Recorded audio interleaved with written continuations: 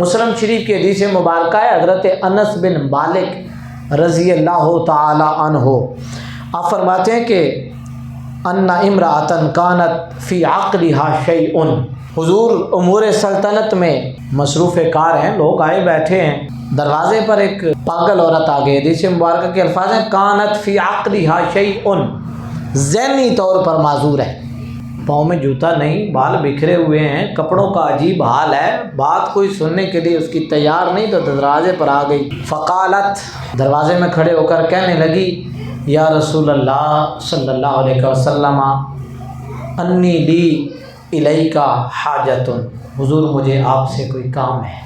تھوڑا سا بندے کے پاس کوئی اقتدار ہو نا، اختیار ہو، تو دروازے کے اوپر پہرے لگ جاتے ہیں۔ عام آدمی کو تو وہ دور حویلی کے دروازے سے ہی اندر آنے کی اجازت نہیں ہوتی، لیکن حضور کے دروازے عام لوگوں کے لیے کھلے ہوا کرتے تھے۔ یہ حدیث مبارکہ بتاتی ہے کہ وہ جب وہاں پہنچی تو اس کی وہاں تک رسائی ہوئی تو وہ پہنچی۔ آپ نے فرمایا بولو کیا بات ہے؟ کہنے لگی یہاں سب کے سامنے نہیں بات کرنی، اکیلے میں بات کرنی ہے۔ اب بندے کو پتہ ہو کہ یہ پاگل ہے تو کبھی بھی وہ امیر تو امیر رہا نا، غریب شخص بھی ایسے کو کبھی منہ نہیں لگاتا، دور پیچھے ہٹ جاتا ہے، رستہ بدل جاتا ہے۔ بڑے امور سلطنت جاری ہیں اور بڑے بڑے لوگ بیٹھے ہوئے حضور کی بارگاہ میں، وہ پاگل عورت دروازے پہ آ کر کہتی ہے یا رسول اللہ آپ سے کام ہے نا مجھے ایک۔ صحابہ فرماتے ہیں حضور کھڑے ہو گئے، کہتے ہیں گرمی بہت شدید تھی، سخت دھوپ تھی، وہ پاگل عورت تھی، کہو کیا کہنا چاہتی ہو؟ کہنے لگی کہ یہاں بات نہیں کرنی، بات اکیلے میں کرنی ہے، جہاں تو مجھ سے بات کرنا چاہتی ہے میں وہاں جا کر تیری بات سننے کے لیے تیار ہوں۔ حضور یہ بھی فرما سکتے تھے اچھا ہوتا ہے بہ جانا، ویلے ہونے پھر تکنے۔ ہم نے سیرت طیبہ کو پڑھا نہیں، دیکھا نہیں، پرکھا نہیں۔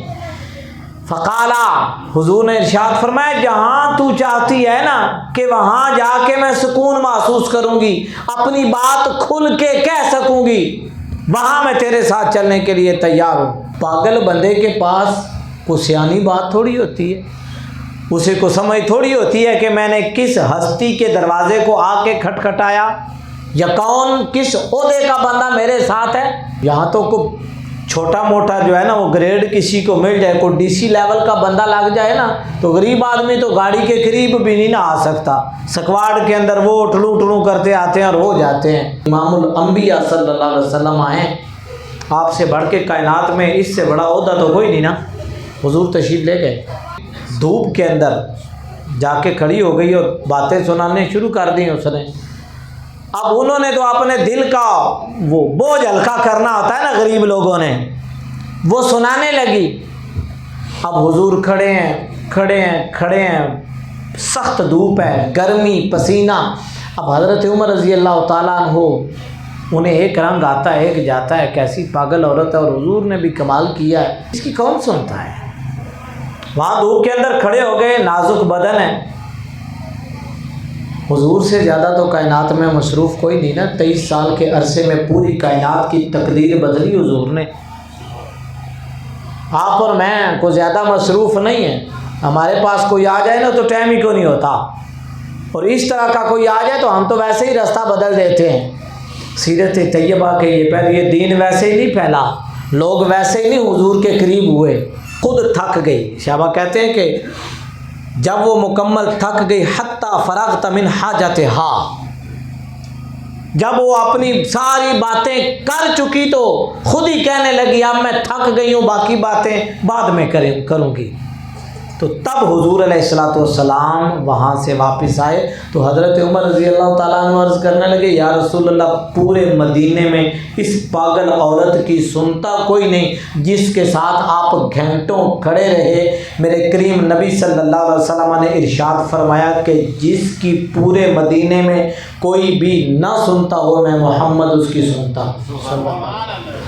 اگر تم نہ سنو گے تو میری کون سنے گا، اگر تم نہ کرو گے تو کرم کون کرے گا، اور فریاد امتی جو کرے حال زار میں ممکن نہیں کہ خیر بشر کو خبر نہ ہو۔ یہ دل کی نرمی، یہ دل کا سکون آپ کو کائنات کی کسی اور ہستی میں نہیں ملے گا۔ پاگل عورت کی طرف اتنی توجہ اور اتنا پروٹوکول، اتنا اخلاق بھی آپ نے کہیں پر دیکھا؟ پاؤں میں جوتا نہیں، بال بکھرے ہوئے، عجیب حالت ہے، اور کائنات کی سب سے محترم ہستی کو لے کر وہ دھوپ کے اندر کھڑی ہو گئی اور حضور چلے گئے۔ کبھی غور کیا کہ ہمارے اندر اتنا حوصلہ ہے کہ ہم کسی پاگل کو سنیں؟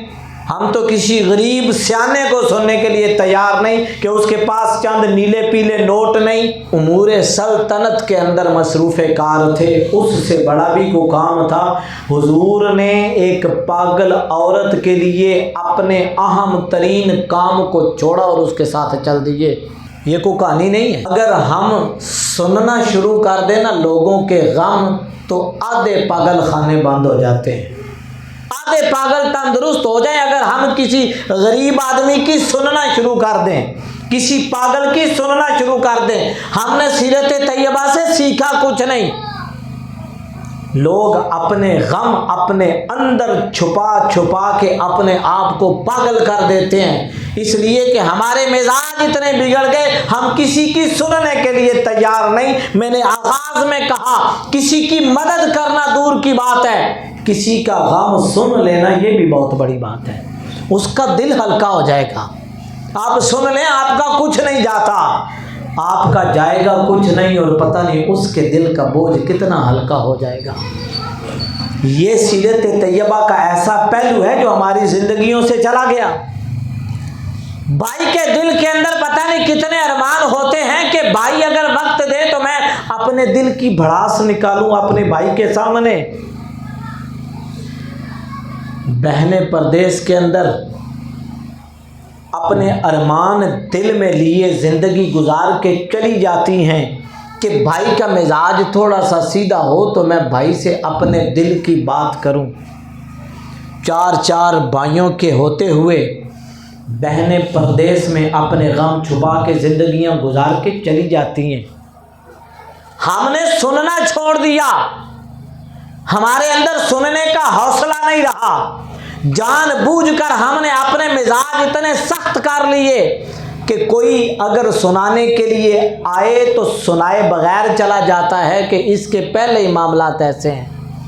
کوئی بات شروع کرے تو انسان اپنے دکھڑے لے کے بیٹھ جاتا ہے۔ آپ تھوڑی دیر کے لیے اپنے دکھڑے اپنے دل کے اندر رکھیں نا، جو آیا ہے اس کی سن لیں، پتہ نہیں کتنے ارمان وہ لے کے آیا ہے۔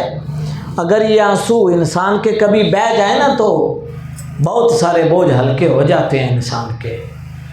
وہ پاگل عورت تھی، میرے کریم آقا صلی اللہ علیہ وسلم اس کے ساتھ چلے گئے۔ آج تو محلے میں ایک غریب ہو نا تو 6 امیر گھر اس کے دائیں بائیں ہو نا تو ایک غریب گھر کو سنبھال نہیں سکتے، حکومت کی مدد کی طرف دیکھتے ہیں۔ یہ تو سیرت مصطفیٰ نہیں ہے۔ یہ پہلو آپ کو وہاں نہیں ملیں گے، آپ کو تو یہ پہلو ملے گا۔ غریب تو غریب ہے، کوئی پاگل بھی حضور کے در دولت پر آیا ہے تو کبھی حضور نے اس کو خالی نہیں بھیجا، اس کے ساتھ چلے گئے، حالانکہ اس نے کوئی امور سلطنت ڈسکس کرنے تھے۔ چھوڑ کے آپ کا دامن رحمت آقا ہم سے بھول ہوئی، کھو دی اپنی قدر و قیمت آقا ہم سے بھول ہوئی۔ کہتے ہیں کہ اس نے 3 باتیں کی حضور سے، کہنے لگی کہ یا رسول اللہ ان بچوں کو منع کریں، یہ مجھے روڑے مارتے ہیں۔ پاگل عورت کی اور کیا بات ہو سکتی ہے؟ میرے کریم آقا صلی اللہ علیہ وسلم نے ارشاد فرمایا میں منع کروں گا، نہیں ماریں گے۔ یا رسول اللہ یہ لوگ مجھے پاگل کہتے ہیں، میں کوئی پاگل ہوں؟ میں ان کو منع کروں گا، یہ تجھے پاگل نہیں کہیں گے۔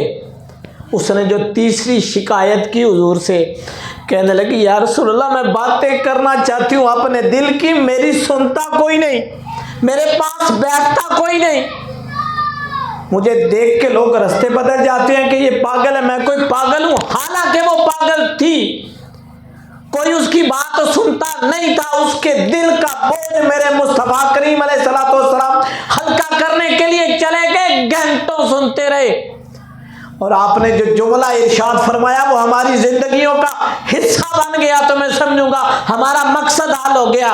حضور نے گھنٹوں باتیں سننے کے بعد جب اس نے کہا نا یا رسول اللہ میں کوئی بات کرنا چاہتی ہوں تو لوگ سنتے نہیں میری، تو حضور نے ارشاد فرمایا کہ جب تیرا دل کرے نا تو محمد کے دروازے پہ آ جایا کر، ہر دفعہ تیری اسی طرح سنوں گا۔ یہ سیرت طیبہ کہاں گئی؟